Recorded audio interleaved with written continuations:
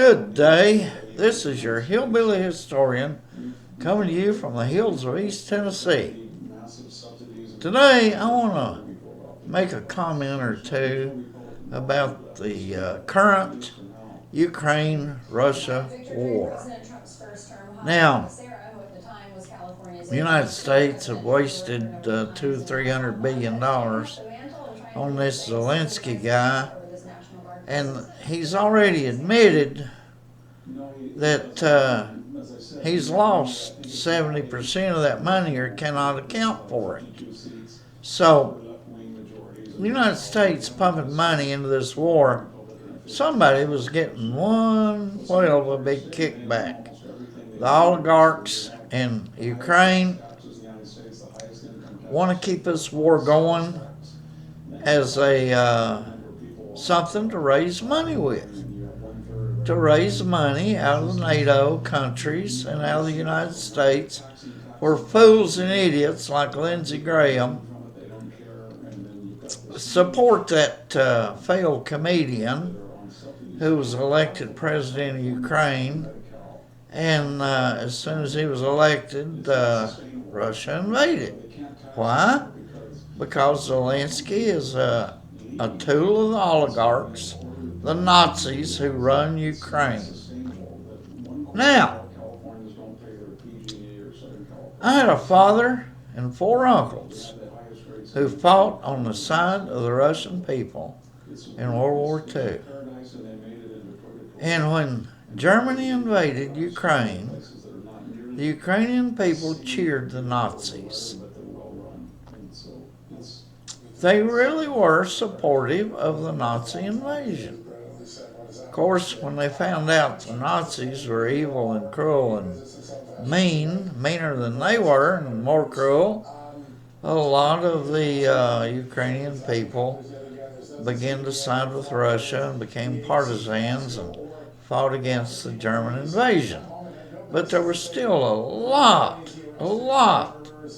of Ukrainians who later gained control of the country and are the ones calling the shots with Zelensky.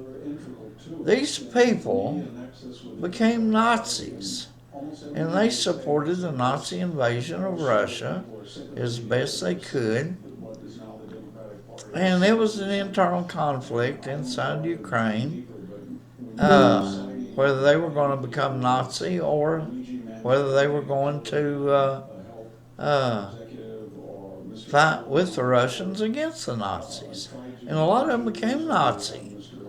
And when Russia invaded Ukraine 2 or 3 years ago, they found a lot of these homes where people had Nazi uniforms and Nazi flags.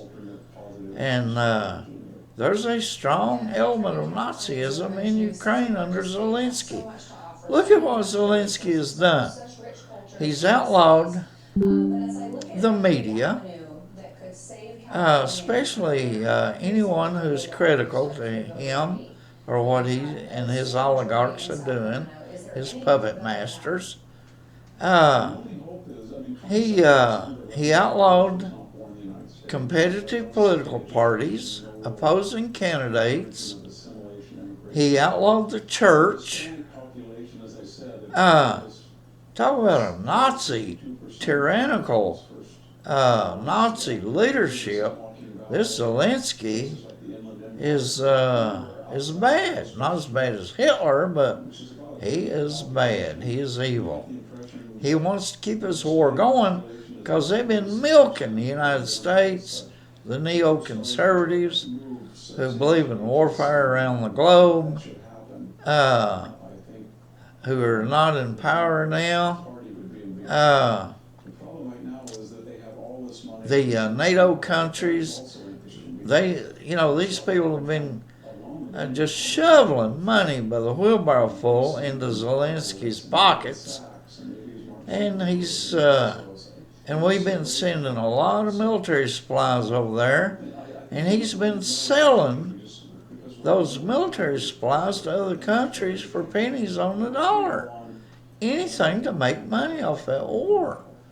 And for us to keep contributing to that war is nothing but stupid, foolish idiocy. But anyway, you take Putin, strong supporter of the Russian Orthodox Christian Church, strong supporter of capitalism, strong supporter of using Russian natural resources as a source of wealth for his country. And Putin, he's a great leader, a great man.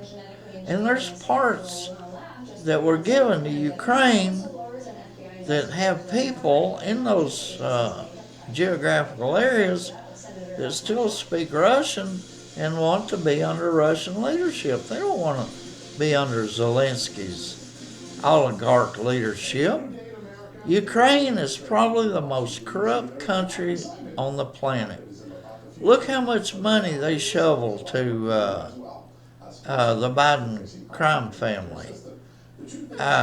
Ukraine is terrible. They're as more corrupt than Nigeria. Nigeria used to be where all our politicians got their kickbacks. Now they've been getting kickbacks from Ukraine.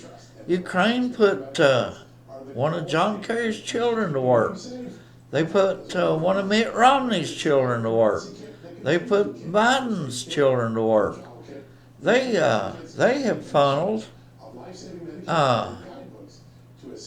millions upon millions of kickbacks into our politicians' pockets. And Putin has not done the same. You know, this Russian hoax crap that the Democrat Party come up with to try to throw Trump out of office, try to keep Trump from getting elected, is totally false. It was a hoax. They were all getting kickbacks to Ukraine. And it's just absolutely amazing, the people who have lied to support Zelensky. And I'm sorry. I stand by my father and my four uncles who fought on the side of the Russian people during World War II. And finally, when communism collapsed, since Truman wouldn't do anything to put a stop to communist takeover of Eastern Europe or communism itself, and communism finally collapsed in Russia because of the efforts of Reagan and his Pope, and the efforts they took to bring down communism. And when communism collapsed in 1990,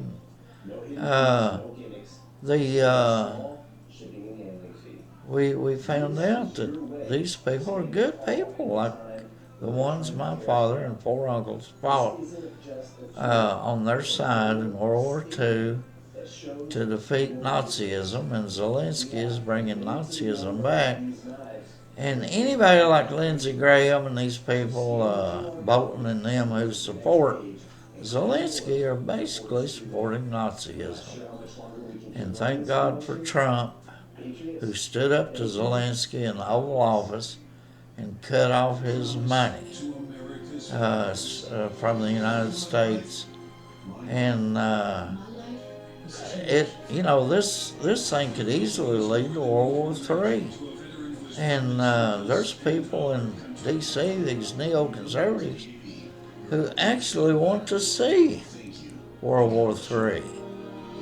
And that, my folks, is my opinion on the Ukraine-Zelensky war, and why we should be out of Ukraine, why we should not be funneling money in there.